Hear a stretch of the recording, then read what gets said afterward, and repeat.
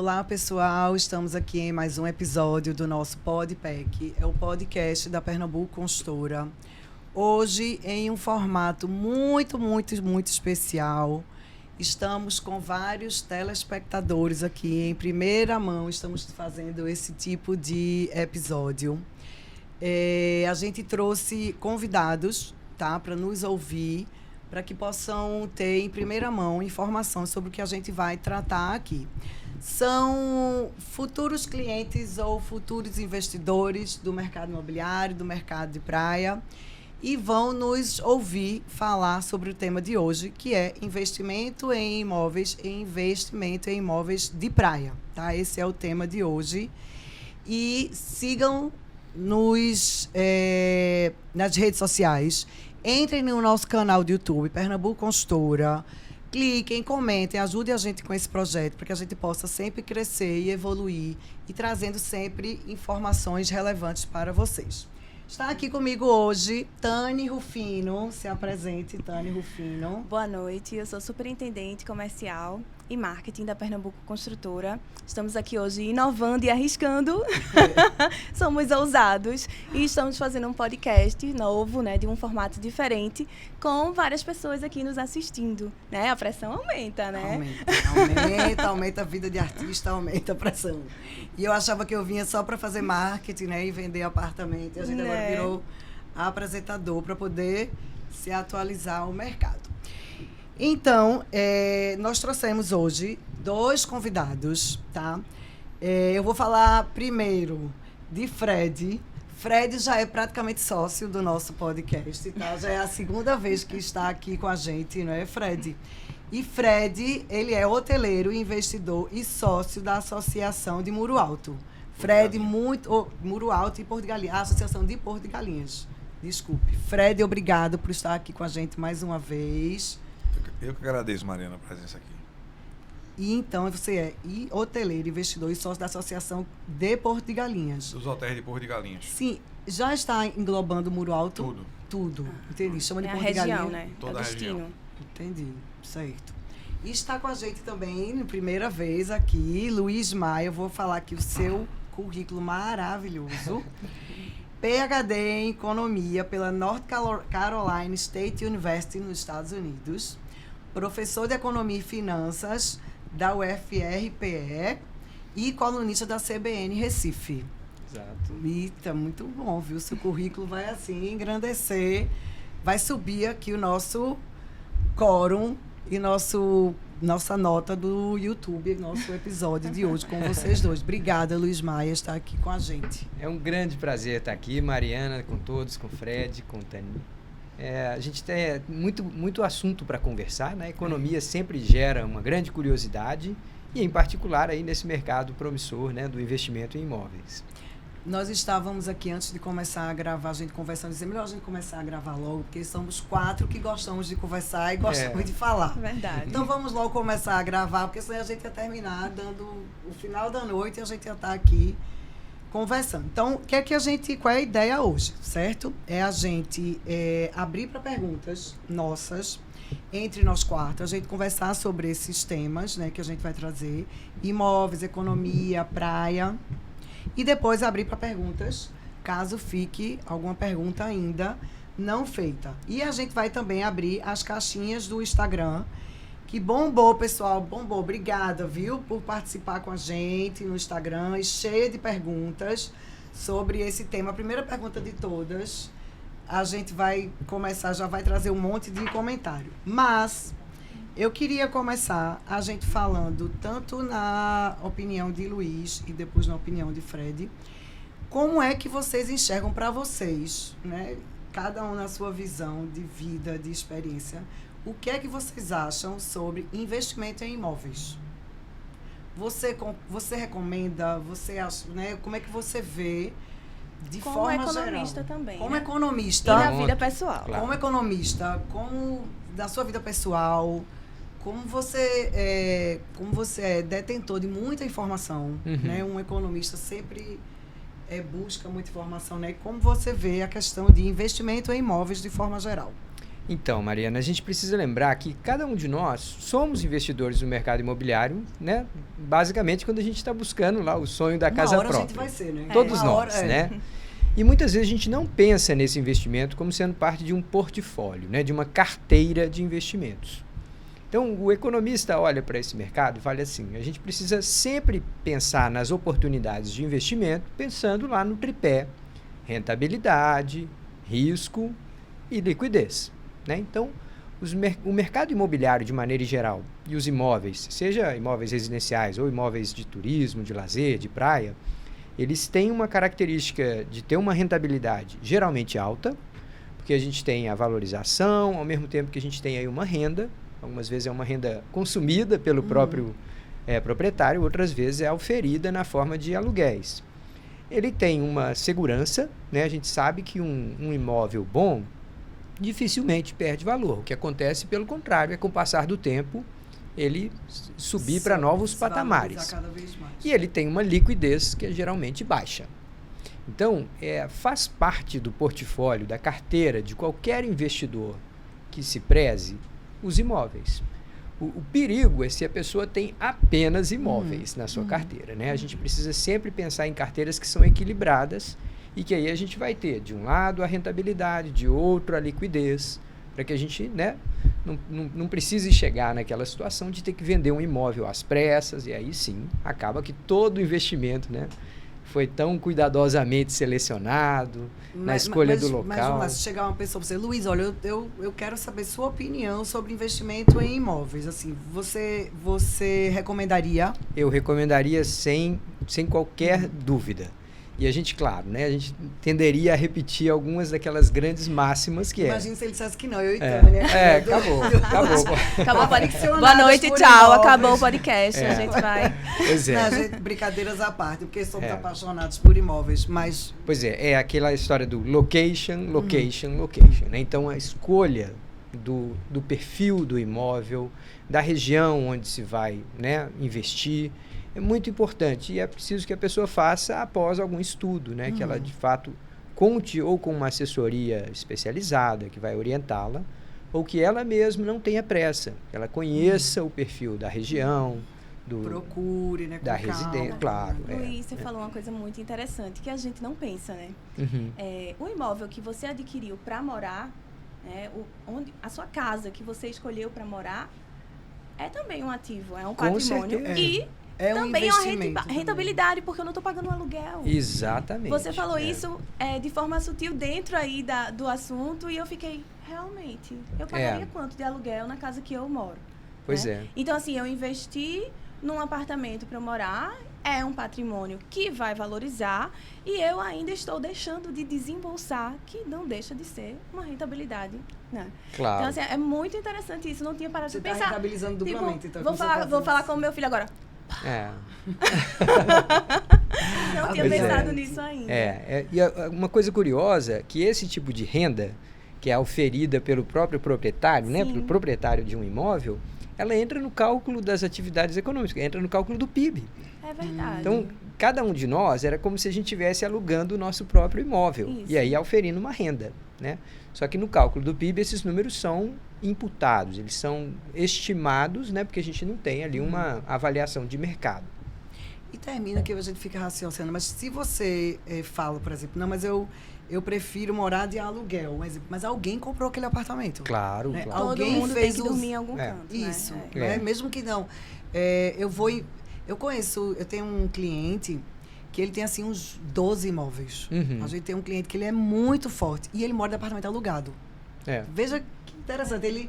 Ele na montanha dele, na carteira, ele prefere pagar aluguel que alguém comprou, né? Que é o dono, e ter vários imóveis só para investir. Só para ter a rentabilidade. Só para ter e o patrimônio rentabilidade. não deixa de ser dele também. E o patrimônio é dele que ele está rentabilizando e que ele comprou de alguém que ele está alugando. Né? Termina que alguém vai comprar. Pois é. Talvez, provavelmente, o perfil do teu amigo é de alguém que gosta de morar em diferentes lugares, experimentar E não novos acredita, ares. Não, ele disse ele que sempre no mesmo? No mesmo. Disse ele que é psicológico. Ele disse que é psicológico, porque se ele comprar para morar, ele está achando que não é um investimento, que ele está prendendo um dinheiro, digamos assim. Né? Imagine que, um exemplo, ele mora em um apartamento que vale, sei lá, 2 milhões, um exemplo. Uhum.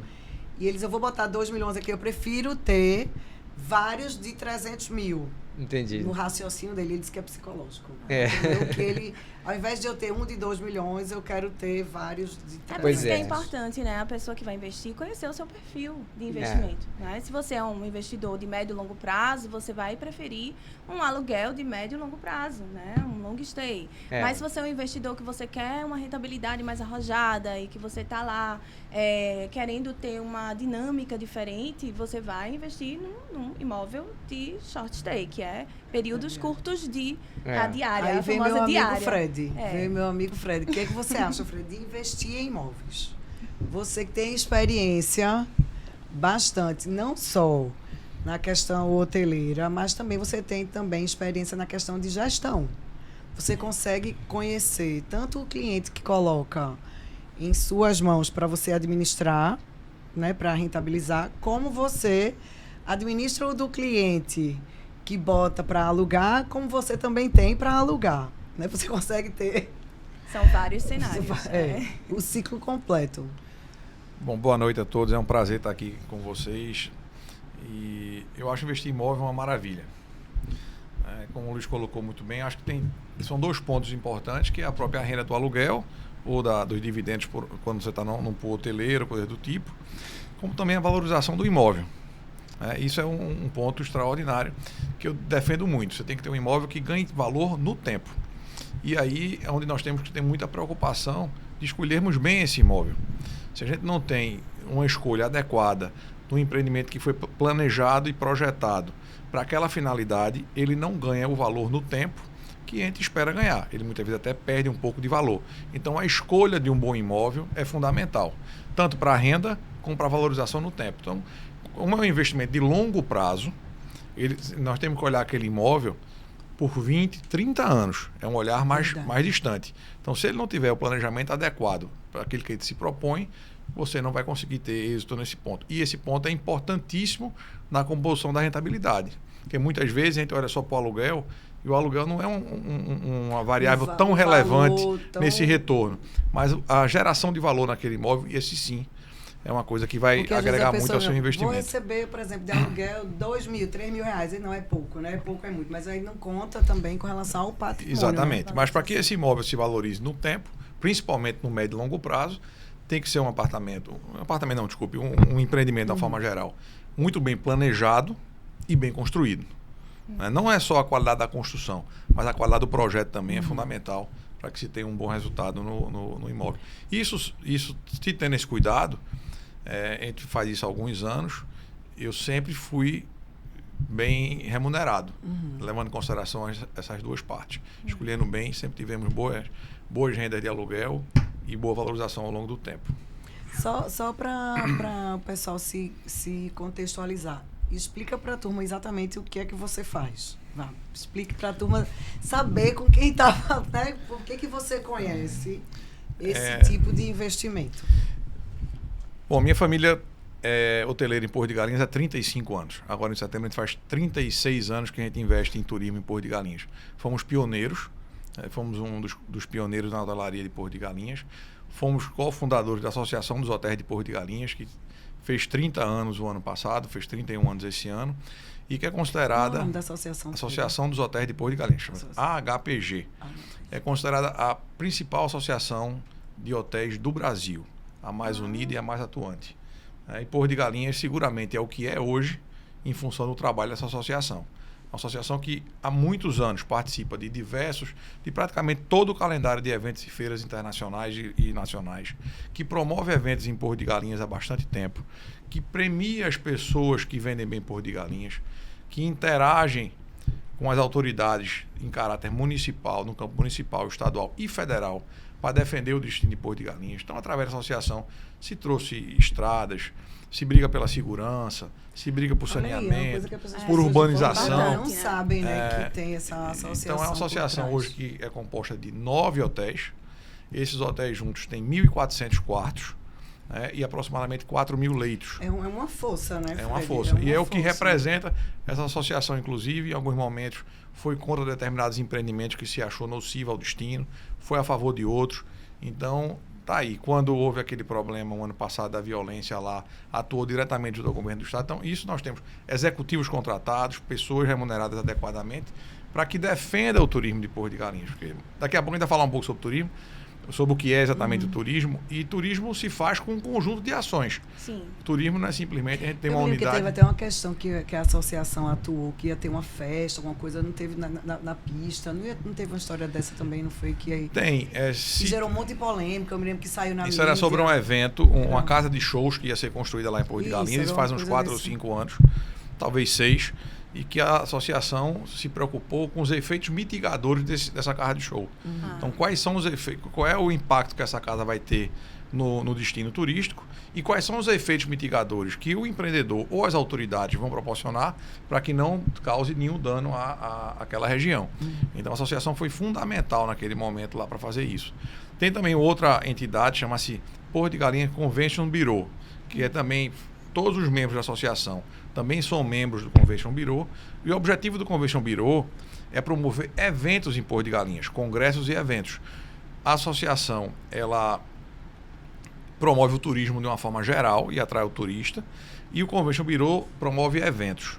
Então, eles têm objetivos complementares, todos são profissionalizados, funcionam em perfeita harmonia, e isso tem trazido muitos efeitos positivos para Porto de Galinhas. Então, né, Se complementam. para o turismo do local, Exatamente. Né, para a questão da região. E aí a gente, hoje nós temos uma empresa, desculpa, terminou que a gente falou de turismo, eu esqueci de falar nós Sim, temos, para as pessoas saberem, nós temos né, uma empresa de gestão hoteleira, a gente faz gestão de empreendimentos, né, com foco na hotelaria, né, em trabalhar o imóvel voltado para hotelaria, não para aluguel por temporada. A gente pensa um pouco diferente.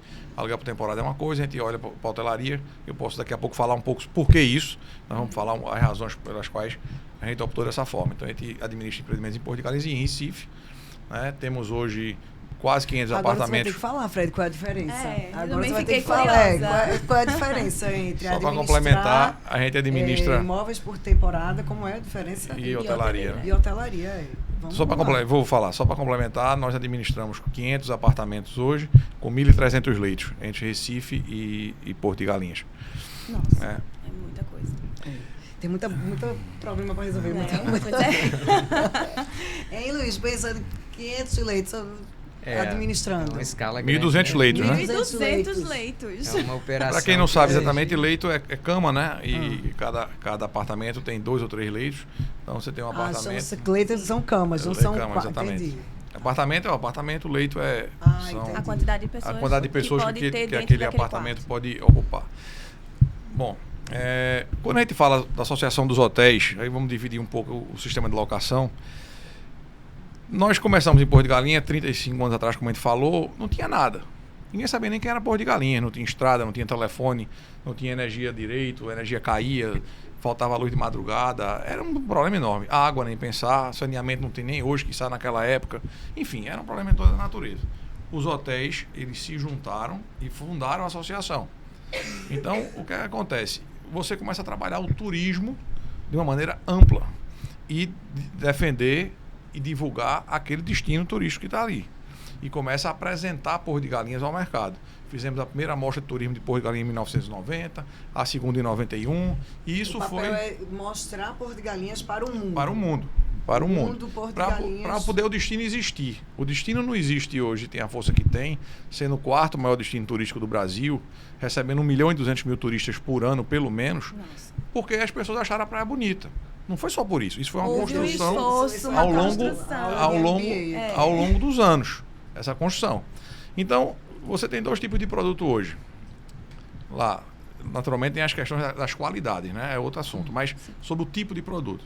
Você tem os hotéis, ou até os pool hoteleiros que são formados dentro dos empreendimentos de condomínio de lazer, como a Pernambuco constrói, inclusive, muito bem.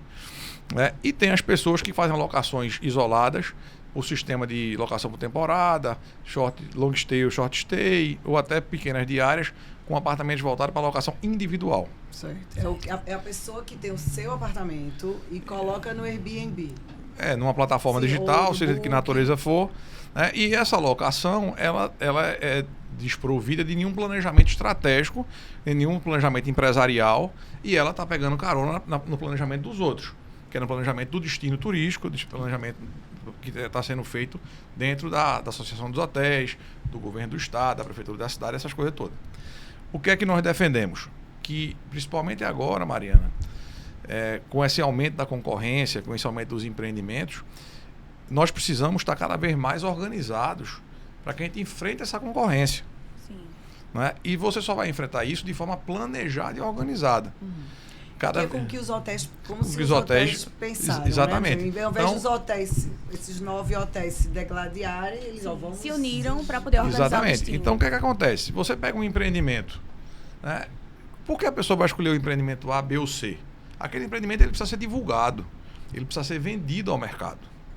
Se você pega um empreendimento e as pessoas trabalham individualmente, uma pessoa tem 2 apartamentos, outra tem 3, outra tem 4, e essas pessoas não se juntam com o único objetivo de defender aquele empreendimento, como é que o mercado vai saber que aquele empreendimento é bom? Entendi. Então, eu acho que precisa ter, principalmente agora, nessa concorrência. Tem que ter união, planejamento, tem que ter marketing, tem que ter um padrão de serviço para que aquele empreendimento seja reconhecido. Então, você pode ter um empreendimento como nós temos, com 87% de ocupação o ano passado, de média ano. Nossa. Isso foi uma das perguntas. Né? Foi sobre E um empreendimento que muitas vezes tem 15%, 20%, 30%. Porque alugar em janeiro, alugar em julho, alugar no carnaval, todo mundo aluga. Quero ver alugar em maio, que nós estamos. Em junho. Em junho. Junho. Não, se não tem planejamento, se não tem essas coisas, não vai alugar. Né? Principalmente com esse aumento de concorrência que nós estamos tendo. Né? Vou dar um número aqui a vocês. Plataforma digital, que a gente chama de OTA, né? Booking, Airbnb, hotels.com, essas coisas. Representa 30% do Eu mercado. escutei falar que existem mais de 700 plataformas desse tipo no mundo, sei lá. Eu não sei quantas são. São 1000 plataformas, sei lá. você tem 30% do mercado hoje de turismo de lazer no Brasil, certo? Esse número é do Brasil, né? No Brasil é através das plataformas. 70% do turismo de lazer no Brasil é através dos agentes de viagem, das operadoras de viagem e dos clubes de férias. Certo? Então, não vai para... Ou seja, existe um mercado muito grande. Então, não se vai para esse mercado, que é 70% da demanda, através da plataforma. se você não tiver estruturado como hotel. Entendi. Então, as pessoas... eu faço gestão de plataforma. Você vai disputar 30% do mercado. Tá, vamos falar para leigos. Vamos ver se eu entendi. Se eu tenho um apartamento e eu coloco na plataforma, eu faço parte dos 30%. Você vai disputar os 30% do mercado. Disputar com os 30% do mercado. Se eu tenho um apartamento, né, lá na praia, e eu coloco na mão de uma empresa que tem acesso às operadoras agências, de turismo, às operadoras, vamos botar as CVCs da vida, certo? Tem Qualquer diversas. Certo, diversas. Eu vou estar com um mercado de 70%. De 100%. 100%, desculpa, sim, é porque que eu é tô plataforma mais Exatamente. operadora, Isso. 100% do Então, mercado. porque as pessoas, vamos dizer, se eu for ser uma turista, eu vou ser turista. A probabilidade de eu usar uma operadora é maior do que eu procurar Exatamente. sozinha. É isso. Principalmente, Mariana. Eu, como consumidora, existe já um mercado que eu vou buscar uma CVC. Por quê? Porque ela vai me dar um pacote. Sei lá, vai me dar passagem, ônibus, transfer, sei lá, Tudo. lanche, bug. O que é que acontece? Eu tenho um tempinho ainda para falar aqui.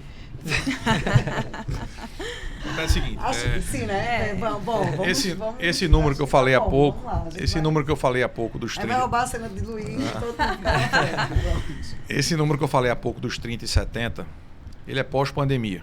Sei. Pré-pandemia, esse número era 40 a 60. Cresceu As OTAs após a pandemia. não diminuem, as plataformas As perderam plataformas espaço diminuíram pós-pandemia. E as OTAs cresceram. O que aconteceu? As plataformas vinham crescendo na pré-pandemia. Certo. certo? Elas vinham crescendo, todo mundo falava de Booking e Airbnb, todas merecem muito respeito, naturalmente, Sim, claro. e nós usamos elas todas. Só que durante a pandemia as pessoas estavam viajando, tiveram muita dificuldade em rearrumar suas viagens no período da pandemia. Eu Muita passei por dificuldade. isso. Não só para voltar para casa, como remarcar suas viagens. Enfim, você teve muita dificuldade com isso. Então, os turistas começaram a perceber que na hora que ele está acolhido no guarda-chuva de uma operadora de viagem ou de um agente de viagem, ele está muito mais protegido para todo esse trabalho de remarcação, É verdade, rearrumação. você tem com quem falar, né? Você tem Exatamente. uma pessoa Então, que você muitas pode vezes, ser escutado e resolver o seu muitas problema. vezes aquele turista, ele é uma pessoa que não tem muita experiência em viagem. Não conhece o lugar que ele foi, ele está conhecendo Atrasou naquele um momento. voo, vai chegar Então, o que no acontece? apartamento no horário diferente. Então, esse turista, ele precisa e quer ter algum tipo de assistência Um para ele suporte. fazer do sonho dele, que são as férias. Imagine que ele dá Não aquele pode ser um casal, problema, aquela né? família, Você não quer ter está problema nas realizando férias. muitas vezes um sonho, né? Então, aquele sonho, ele tem que ser curtido da melhor forma possível, não é isso? Então, ele quer ter o acolhimento de uma operadora de viagem, ou de um agente de viagem, ou de um clube de férias, para resolver os seus problemas. Então, ele Engraçado, eu já tinha percebeu percepção isso. ao oposto. Eu já achava que as pessoas gostavam de nem estão usando mais a operadora, né? Veja, tem uma parte que é assim. Mas eu como consumidora, eu me sinto, se eu for usar um Airbnb, eu me sinto sem assistência. Né? Eu Então, me assim, sinto- 30% prefere as plataformas. Quer dizer, o mercado Eu é sou da dinâmico. plataforma, O mercado é dinâmico.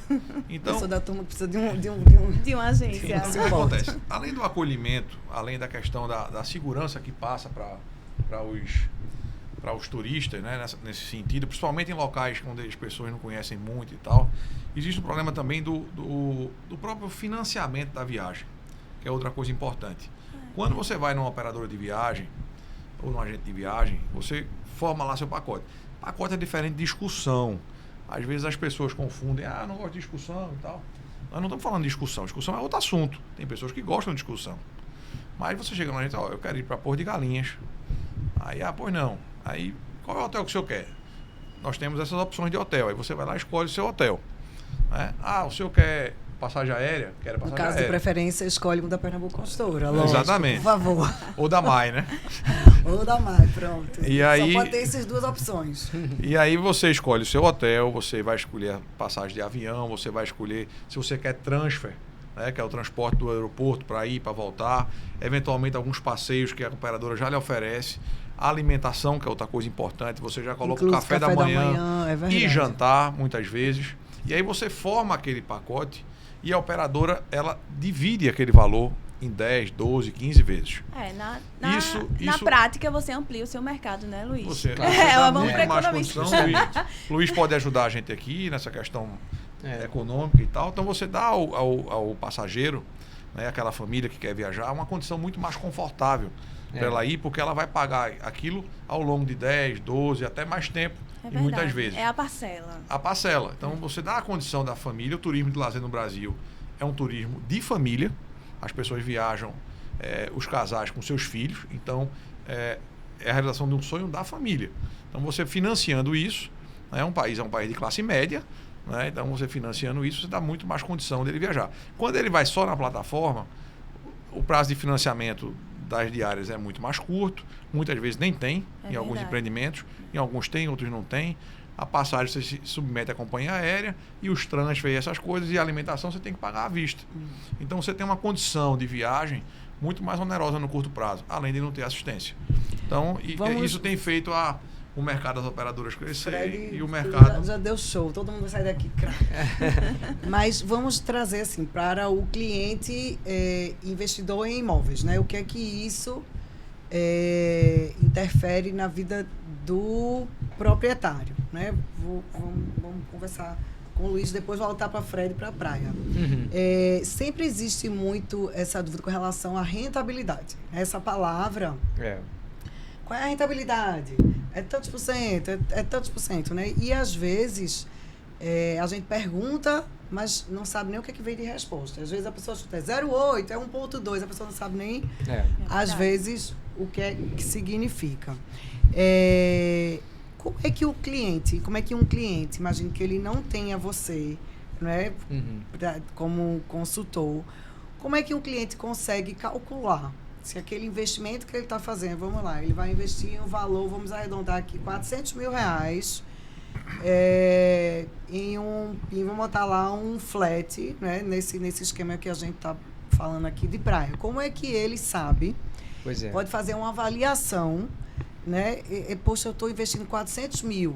Como é que eu posso raciocinar se isso vai valorizar meu dinheiro, ou que rentabilidade vai trazer? Né? Porque, às vezes, a gente tem que imaginar que as pessoas não sabem, né? Sim, o que significa essa coisa de rentabilidade. Né? Como é que a pessoa pode minimamente calcular ou raciocinar ou ter uma ideia de que aquilo ali é bom e vale a pena investir? Essa pergunta é muito boa, Mariana, porque ela nos permite falar um pouco como que é comum as pessoas fazerem um cálculo um pouco equivocado, tá? Aliás, tem toda uma área da economia chamada economia comportamental que fica nos orientando para a gente perceber que o cérebro humano, embora seja a máquina mais fantástica que a gente conhece nesse universo, ele é sujeito a muitos pequenos deslizes e que são previsíveis, tá? Então, a economia comportamental é esse braço mais assim psicológico de como que as pessoas tomam decisão. E no caso do cálculo da rentabilidade do imóvel, é muito comum um equívoco.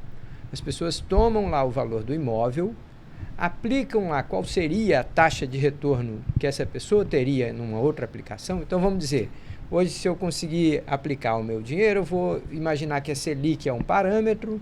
Então, se eu conseguir uma rentabilidade anual aí na casa de 13%, 14%, eu estou ali equilibrado com a Selic. Quem conseguir fazer...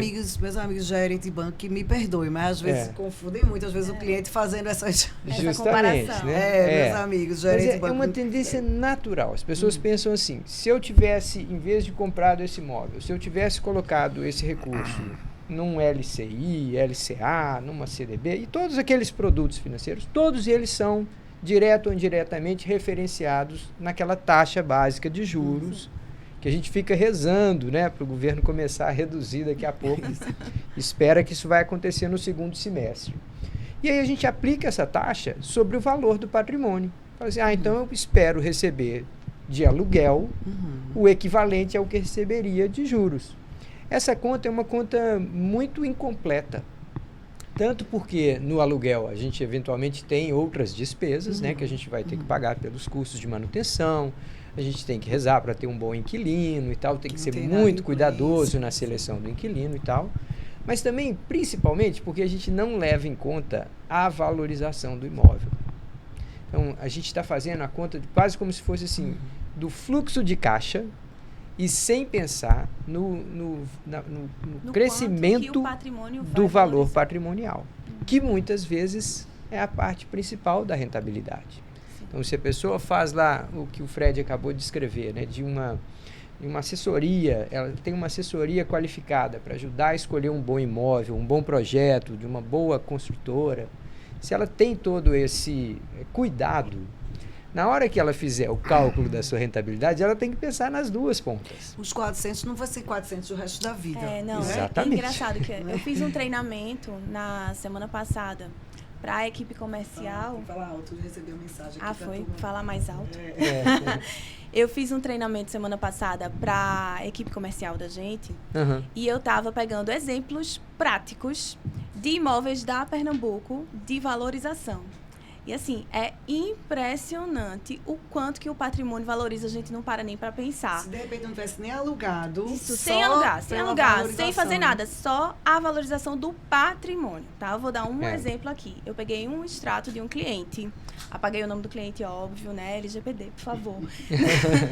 E apresentei o extrato do cliente que comprou um Nanai há anos atrás. Ele pagou 214 mil. O Nanai, ele foi construído, né, em parceria, parte pela Pernambuco, e ele fica na beira-mar hoje. Acho que a maioria, né, dos pernambucanos conhece até. É uma referência. É uma referência nacional, eu acho. E hoje, Você, para começar, não consegue achar nenhum igual a esse para vender. Não acha, tá? Uhum. Mas tem outros para vender, parecidos, né? Que estão na casa de 1 milhão. É. Gente, imagina qual é o Se ele ativo tivesse que você comprado comprou. pra alugar, Não. ele tinha valorizado. Não, o além imóvel da a 1 milhão, valorização, tinha ainda recebido teve o a aluguel. rentabilidade. Então, assim, tipo, É. o que é, qual foi? Aí vem a minha pergunta, né? Que eu fiquei pensando sobre isso. Qual foi a ação na bolsa que uma pessoa comprou, na bolsa de valores, que a pessoa comprou, que valorizou isso tudo num período de 8 anos? Que a gente lança 10 que é. anos? Uns 8, 10 anos, eu acho. É muito difícil, né? É São muito difícil. pouquíssimos Além da ativos valorização que- do patrimônio, ainda tem a rentabilidade e ainda tem a escassez, porque não tem para vender. Não tem, ninguém quer vender porque tá todo mundo feliz da vida. É. Né? Luiz, Então, a gente poderia dizer assim que não existe, de repente, só um cálculo matemático, né? Que não existe assim, não é qual... Porque foi uma das perguntas que veio no... Já era uma das perguntas que as pessoas fazem pra gente e veio também na caixinha do Instagram. Qual a rentabilidade de um imóvel, de um flat desses, né? Que a gente constrói, que a gente vende. E aí eu fiquei pensando, como a gente vai fazer? É um cálculo tão... qualquer número que a gente disser, imagina que eu vou dizer, Tá. que seja 1.2, porque a gente já fez tanto cálculo, foi eu e a gente. Se o valor do aluguel for, a gente pega o cálculo, 80% de ocupação, assim, se for embaixo são 70% e a gente vai fazendo. Sempre tem uma variação de número, né? Vai dar 1.2, 1.8 e tal. E talvez a gente possa dizer que não existe, então, só uma coisa de número de rentabilidade, né? É difícil, mas vamos lá. Então, imagine que eu comprei um imóvel há 10 anos e que eu estou auferindo lá uma renda com o aluguel desse imóvel, eu posso calcular. Aí eu chego à conclusão, por exemplo, que o meu retorno apenas com o aluguel seja da casa de 7%, 8% ao ano, descontada a inflação. Certo. Só isso aí já seria um belo investimento. Um né? excelente investimento. Mas o que a gente observa é que ao longo do tempo os imóveis tendem a ganhar da inflação, principalmente se forem em áreas bem escolhidas, que vão valorizar, que vão ter desenvolvimento urbano, que vão ser, né, acompanhadas de políticas públicas, sim. de um trabalho como esse, de uma associação que vai vender o destino, né, às vezes internacionalmente e tal. Então, o que a gente observa é que esses imóveis, eles podem ter momentos que eles parecem estar perdendo, digamos assim, da inflação, mas quando a gente pega na perspectiva de longo prazo, é muito incomum um imóvel perder da inflação. É muito incomum. Então, se a gente quisesse fazer assim, uma regrinha de bolso, só para a gente ter uma estimativa, a gente tinha que pegar essa taxa calculada com base nos retornos de aluguel e somar aí com a inflação mais 2%, inflação mais 5%. Aí a gente teria uma medida aproximada de qual que é o retorno de um imóvel no longo prazo. Só para a gente pegar um exemplo assim recente, depois do final da pandemia, né, aquele momento mais agudo da pandemia lá em 2020, a gente viu que os preços dos imóveis tinham cedido bastante. E uma coisa meio paradoxal, né? Porque estava todo mundo dentro de casa. Mas os novos imóveis não estavam saindo com tanta velocidade. A gente teve restrições até para a operação do setor imobiliário e tudo mais, da construção civil e tudo mais. Mas o que aconteceu foi que a inflação, no final de 2020, deu aquele salto e os imóveis, há 3, 4 meses atrás agora, começaram a alcançar o mesmo patamar de, digamos, retomada que os preços em geral estão tendo. Então a inflação foi lá em cima no final de 2021 e 2022, agora ela está cedendo. Agora os imóveis estão fazendo a posição contrária. Eles recuperaram, se a gente tivesse assim uma corrida, há cerca de 2 ou 3 meses atrás, os imóveis ultrapassaram e tem uma tendência ascendente. Então se a gente pegar assim de 3 anos para cá, a valorização dos imóveis já está maior do que a inflação. E é uma tendência contrária, né? A inflação, graças a Deus, parece estar cedendo, né? A gente vê sinais lá nos preços no atacado, mas os imóveis não. Os imóveis a gente tem essa expectativa. Talvez por isso que a gente vendeu tanto na época valorização da pandemia. Da pandemia aqui, Luiz, foi uma coisa assim, a gente... A empresa foi impressionante. Enquanto todo mundo estava estacionando, a gente fez um um trabalho mesmo, assim, de equipe. E foi a época, acho que a gente mais vendeu nos últimos anos, assim, porque eu acho que as pessoas ficaram com medo de não ter patrimônio. Acho que as pessoas... Eu acho que a pandemia valorizou muito como é que tá o todo lar. mundo comprando. A gente vendera recordes e recordes de venda. Né? A gente teve muita venda. A gente em casa, trabalhando e vendendo apartamento. Teve um fenômeno muito curioso na pandemia que as pessoas não puderam gastar com serviços. Sim. Então elas foram para aquisições. Elas foram para aquisições ou de bens materiais, né? A gente fiquei repensando um bocado de coisa. Tipo, pra que sapato?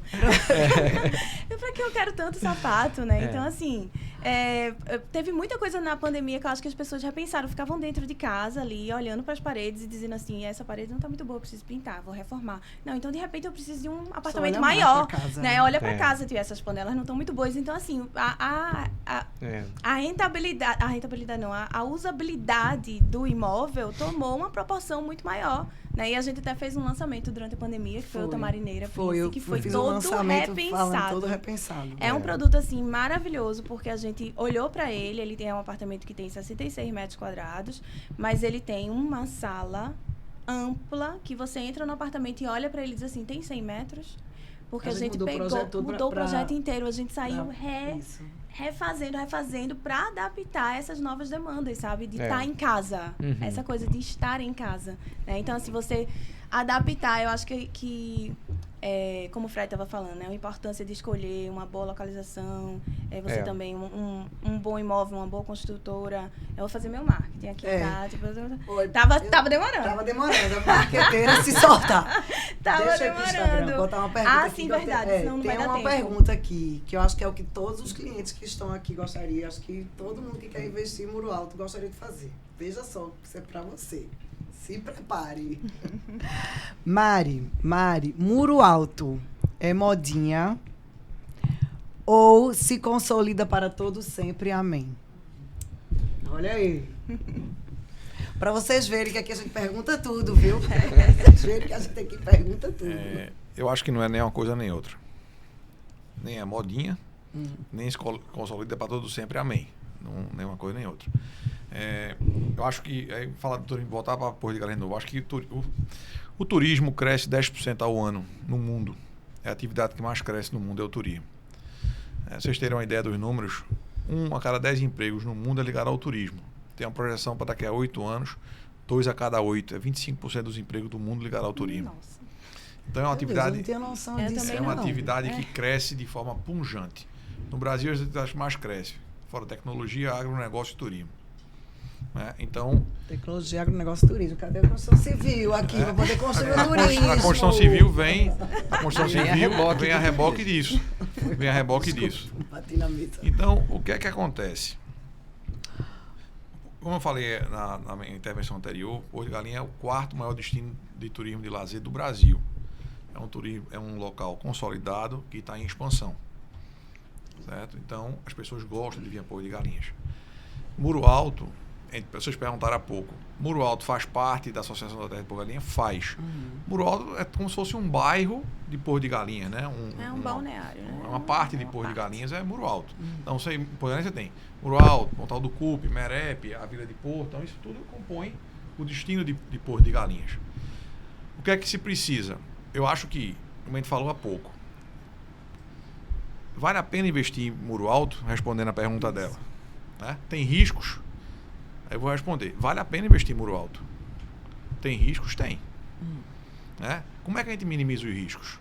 Buscando o empreendimento que está planejado de forma adequada para concorrer no mercado de turismo. Sim.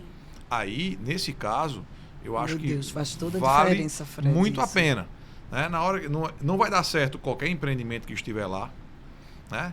Nem é modinha. Então tem que ter um empreendimento bem planejado, com a administração adequada, para que, quando a força do destino atrair o turista para ir a Porto de Galinhas... Quando o turista chegar lá... quando ele escolher ir a Porto, o que vai acontecer? Ele vai escolher Porto de Galinhas. Dificilmente ele vai escolher um hotel primeiro. Ele vai dizer assim, eu quero ir a Porto de Galinhas. Começa assim. Primeiro é o destino. Certo? Eu quero ir a Porto de Galinhas. Aí quando eles vão a Porto de Galinhas, aí eu prefiro em Porto de Galinhas ficar em Muro Alto, eu prefiro ficar no Cuba, eu prefiro ficar na Vila. Aí é a segunda escolha que ele faz. Aí tem a terceira escolha, que é o hotel que ele vai ficar. Né? Então, essa escolha é a hora que o hotel tem que estar na vitrine, para que ele seja o escolhido. Aquele empreendimento seja o escolhido pelo cliente. Então, esse é o ponto muito importante para tentar responder a pergunta da nossa amiga, do amigo do Instagram, sabe, Mariana? É que vai dar muito certo para aquele empreendimento que souber se colocar no mercado, que souber se planejar, que souber participar das ações corporativas, ter um serviço adequado, um planejamento adequado, uma administração adequada também, coesa. O empreendimento ele tem que estar voltado... Faz todo sentido, Fred. Esse último empreendimento que a gente lançou, o Macaé, a gente passou meses estudando isso, como o carro vai entrar, como é a recepção, como aí a camareira vai andar, como... E porque a gente Quantas mesas tem que ter o restaurante? Quantas mesas tem que ter o restaurante?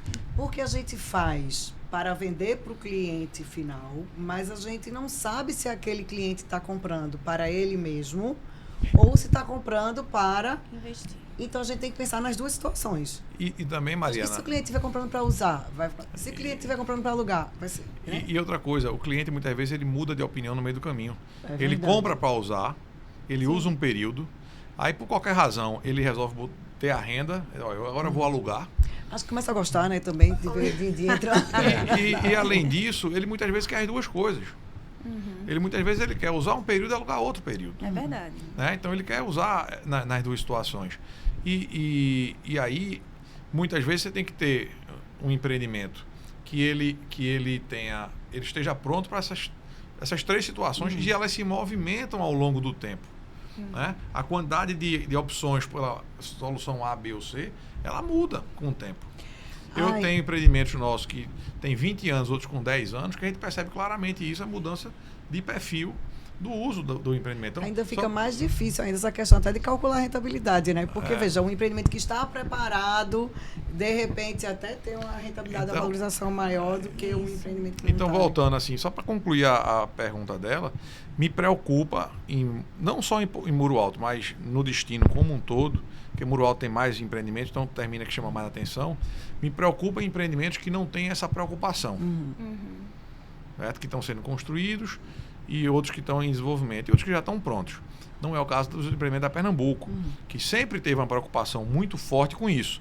A gente conversa com o jeito que vai administrar. Exatamente. Conversa com quem vai alugar. Conversa com quem vai tomar conta. Conversa, né? A preocupação da Pernambuco, desde a concepção do empreendimento até um detalhe importante, até a convenção de condomínio. Sim, né? Tudo isso é fundamental, né? E a escolha do administrador, a apresentação de pessoas que possam fazer isso é fundamental para o sucesso do empreendimento. Eu acho que foi no lançamento, acho que do Malia, não foi que eu fiquei catando todas as convenções de condomínio, de todos os empreendimentos de Muro Alto, para ler, para entender como é que estavam pensando, porque o que a gente faz? Quando a gente faz a convenção, a gente vai entregar o empreendimento 3 anos depois. Claro. Então a gente tem que fazer a convenção pensando no futuro. No cenário futuro. No cenário futuro, né? Assim, como vai estar a usabilidade do empreendimento 3 anos depois. Mariana, nós estamos respondendo a pergunta do Instagram aqui. Eu quero pegar esse gancho do Instagram para dizer o seguinte. Tem um empreendimento nosso que tem 95 mil seguidores no Instagram. Meu Deus. Certo? Então, a gente faz impulsionamento de vendas pelo Instagram. Já é o referenciado no Brasil todo. Então, nós temos uma equipe de venda que o cara monitora e ele vai colocar a publicidade do nosso empreendimento no local que ele entende que vai ser emissor para o turismo de Porto de Galinhas. Então, a pessoa é impactada pelo Instagram na ponta. Então, imagine, isso a gente faz porque a gente tem um grupo enorme de apartamentos. Imagine como é que um condomínio que não tem uma gestão desse tipo vai fazer dessa maneira. Não tem como fazer. De forma individual, ela não vai fazer. É verdade. E na hora que você faz de forma em grupo, você vai chegar lá na ponta. Dá um número a vocês, assim, nós temos 55% dos turistas que vêm para Porto de Galinha, 85% dos turistas de Porto de Galinha são brasileiros, 15% são estrangeiros. Desses 85%, 55% são do Sudeste. Né? Aí 15%, mais ou menos... Incrível, eu achava que era mais pernambucano, né? Não, três regiões, Sul, Norte Nordeste e Centro-Oeste, 15% cada uma mais ou menos. E o resto é no Norte, é uma bobagem lá no Norte. Estou dando números arredondados aqui, aproximados. Né? Então, existem práticas que você vai no shopping center nos finais de semana e você faz georreferenciamento.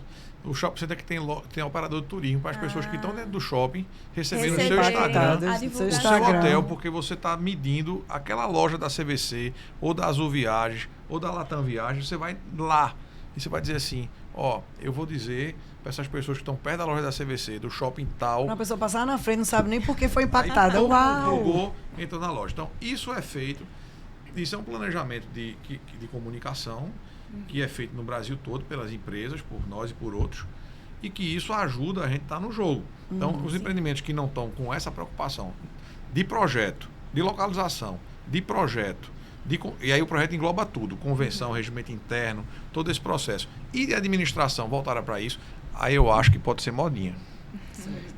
E acho que, como foi que ela falou outra coisa, que é para todo sempre? Para todo sempre, amém.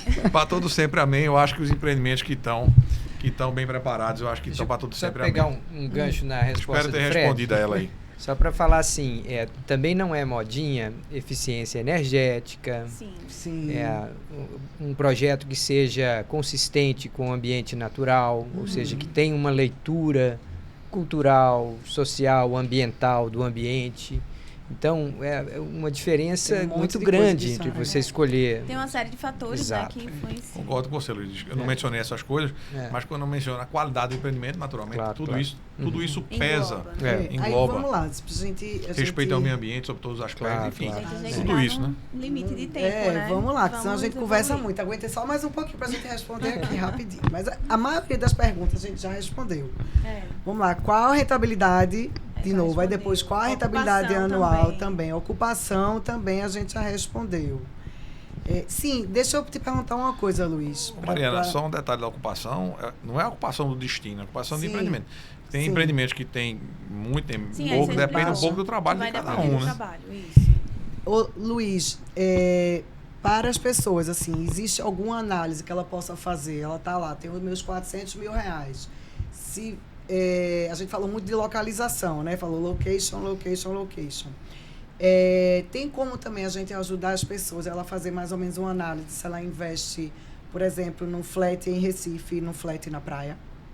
Claro, não. Obviamente a gente está pensando de perfis complementares, né? A gente são dois empreendimentos muito distintos. São bem diferentes. E os mercados, né, em que esses patrimônios vão ser negociados, vão ser alugados, são muito distantes, né? São muito diferentes. Mas aí entra naquela mesma questão, que a gente não deve pensar nunca numa espécie de uma concentração excessiva. A máxima popular diz assim, a gente não deve colocar todos os ovos numa cesta só. Então é preciso que a pessoa reconheça ali de tempos em tempos a sua carteira, principalmente o investidor de imóveis, né? Porque ele vai buscar, de alguma forma, a redução do risco geral da carteira dele se ele tiver diferentes perfis de investimento. Né? Então, é importante que a pessoa não concentre as suas fichas todas num investimento só, por mais que seja atrativo, né? Às vezes a gente observa aquilo tudo como sendo uma ótima oportunidade e a gente precisa lembrar. E quando a gente tem rentabilidade muito maior, geralmente tem um risco muito maior. A maneira de lidar com isso é com a diversificação. Os 3 pilares, né? Essa eu decorei. Os 3 pilares, aula de MBA. É a diversificação. É a gente pensar em diferentes ativos, né, com características distintas. Luiz, você que é comentarista, assim, você tem alguma coisa que você acha que é mais relevante também você trazer para o pessoal que a gente não tinha comentado? Você como comentarista, assim, o que é que você... acha que é relevante você trazer para o pessoal, assim?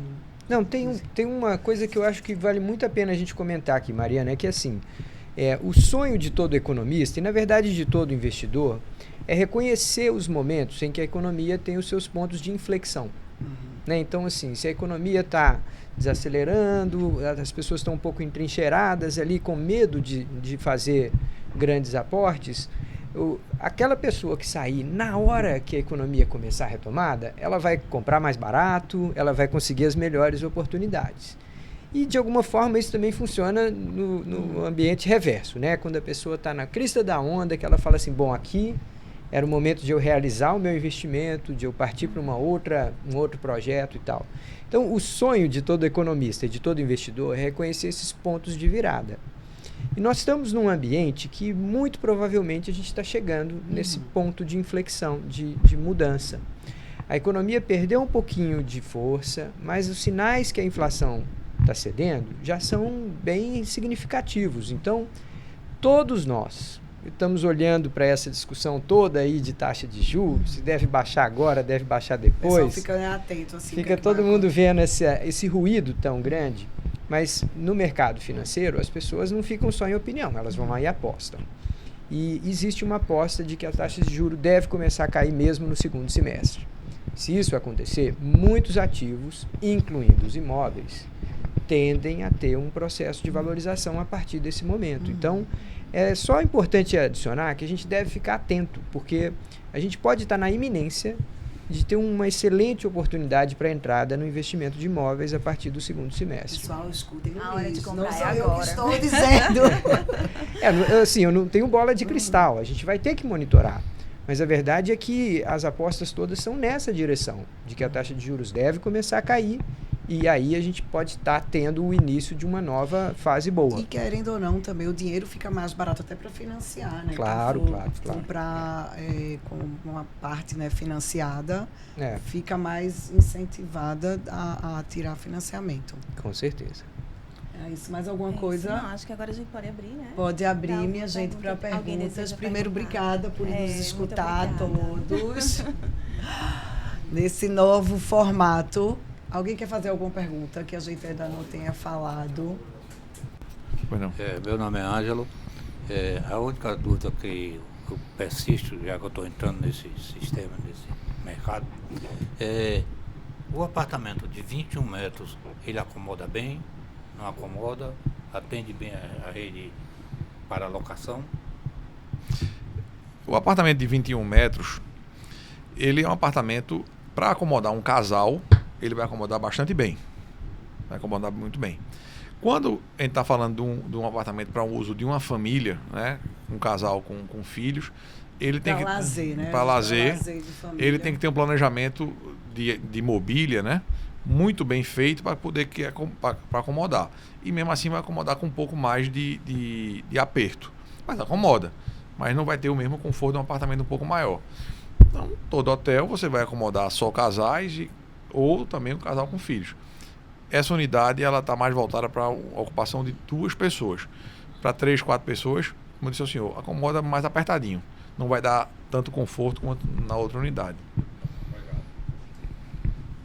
Acho que é isso, pessoal. Gente, agradecemos a todos a participação. E a paciência E também. a paciência, Boa Então noite. é isso, pessoal. Muito obrigado também a Pernambuco, a todos vocês aqui. Obrigada a vocês. Estar aqui Prazer estar nos aqui. ouvindo. Acho que a gente vai ter que fazer vários episódios para ficar. Porque as perguntas ainda ficaram pela metade. Foi, né? E ainda a tem gente coisa pra vai ter que responder. dividir. Luiz, como é que as pessoas lhe acham? Faça aí sua propaganda. Claro. Quem quiser te seguir, te achar, fazer perguntas, comentários. Pois é, eu tô na CBN Recife, né, com o Aldo Vilela lá todo dia por volta das 4 da tarde. A gente tem aquela Todo mundo vai ter que lhe escutar. A gente tem aquela entradinha ali falando de finanças, né? Falando de gestão de recursos. Mas estou nas redes sociais também, no Instagram, no LinkedIn. Então, Como é seu Instagram? é Luiz Maia Filho, tudo junto. Luiz com Z, Maia Filho. E mesmo nome lá no No LinkedIn. LinkedIn. É, Maravilha. olha prazer trocar ideia com todos vocês. aí. Ótimo. E Fred, como é que acham aí para colocar os apartamentos sobre a sua gestão? Como é que lhe acham? Acha no Instagram através da Maia Hotéis e Resort, no MAI, né? MAI Hotéis e Resort. Né? Também temos um site que é maihotéisresort.com.br, né? E nos nossos empreendimentos, em Muro Alto, no Marúrio, no Mana, no NUI, em Recife, no Beach Class Convention. Estão sempre à disposição aí de todos vocês. Maravilha. E nos acham também através de Tani no Fale Conosco. É isso. Fale conosco, @pernambucoconstrutora.com.br ou no Instagram da Pernambuco Construtora. Isso. E para me achar seria Mariana Vanderlei 1 e YouTube, o Instagram da Pernambuco é Pernambuco Construtora. Obrigada a todos. Mariana, só um minutinho. Também no meu Instagram, Fred Loio. Também lhe Tá, acham. no Instagram também. Fred Loio com Y. Y Também para poder fazer comentários e lhe procurar. Obrigado. Obrigado, pessoal. Boa noite. Muito bom.